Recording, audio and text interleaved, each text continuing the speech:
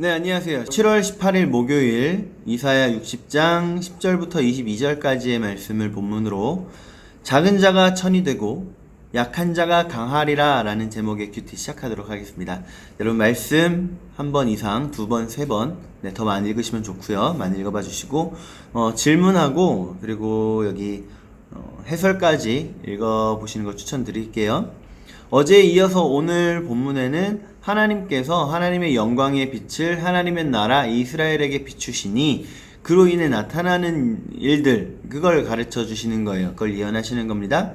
그래서 눈치 빠르신 분들은 아마 눈치채셨을지도 모르겠어요. 제가 계속해서 이스라엘, 유다, 그리고 하나님의 나라 이렇게 해서 병행해서 쓰고 있는데 이스라엘 나라라고 표현하는 건 이 말씀 기록된 때가 이스라엘 나라, 유다 나라로 이렇게 모여있던 그 시대니까, 그래서 그 시대상을 반영해야 될 때는 유다 나라다라고 표현을 하고요. 그리고 그게 넘어서 오늘날의 영적인 이스라엘이라고 할 수 있는 우리에게까지 적용되는 내용이다 그러면 하나님의 나라, 이런 식으로 제가 계속 표현을 하고 있는 거예요. 그러니까 그저 중동에 있는 작은 나라 이스라엘로 생각하지 마시고요. 나라는 작지만 크신 하나님을 섬겼던 이스라엘, 곧 지금 우리가 섬기는 그 하나님, 즉 우리도 크신 하나님을 섬기는 하나님의 백성이다. 우리에 대한 내용이라는 거 여러분 잊지 않으셨으면 좋겠어요. 어쨌든 그래서 10절 11절 말씀 보면 내가 노하여 너를 쳤으나 이제는 나의 은혜로 너를 불쌍히 여겼은즉 이방인들이 내 성벽을 쌓을 것이요 그들의 왕들이 너를 섬길 것이며 내 성문이 항상 열려 주야로 닫히지 아니하리니 이는 사람들이 내게로 이방 나라들의 재물을 가져오며 그들의 왕들을 포로로 이끌어 옴이라. 이렇게 말씀하시네요.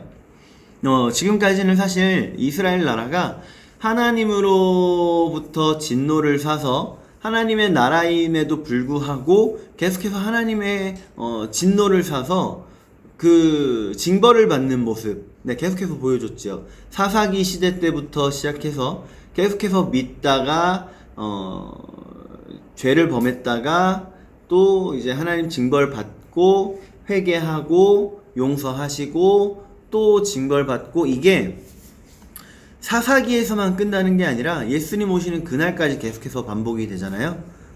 그래서 유다 백성에게 하나님께서는 지금까지는 그 열방으로 인해서 너희가 이렇게 고통을 받아왔지만 이제는 하나님의 영광을 비추는 너희들은 어떻게 바뀌느냐면 열방으로 인해 고통받던 나라가 열방들이 섬기는 나라가 될 것이다.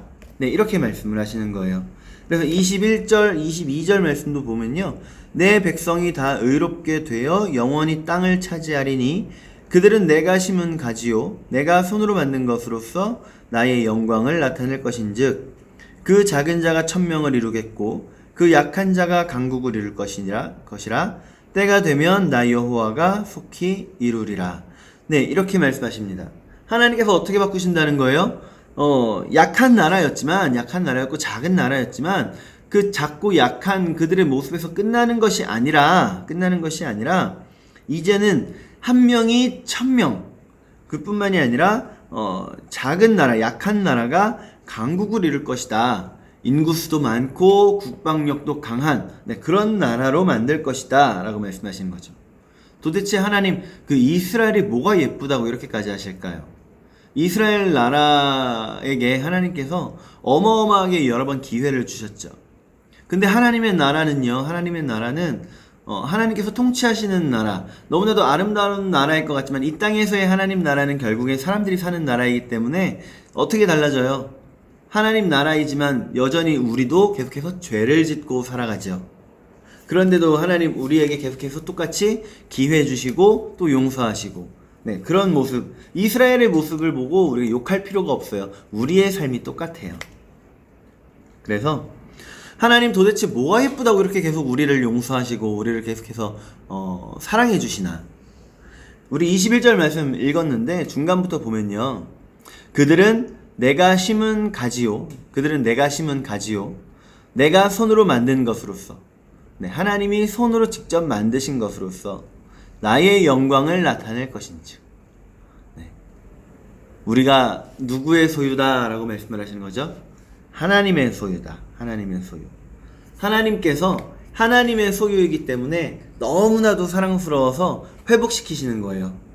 이걸 우리가 기억하면요, 언제나 우리를 회복시키시는 그 하나님, 너무나도 우리를 사랑하셔서 우리가 넘어져 있고 쓰러져 있고 피 흘리고 이렇게 깨지고 까져 있는 상태에서 울고 있는 모습 그냥 두고 보지 못하시는 분이시죠.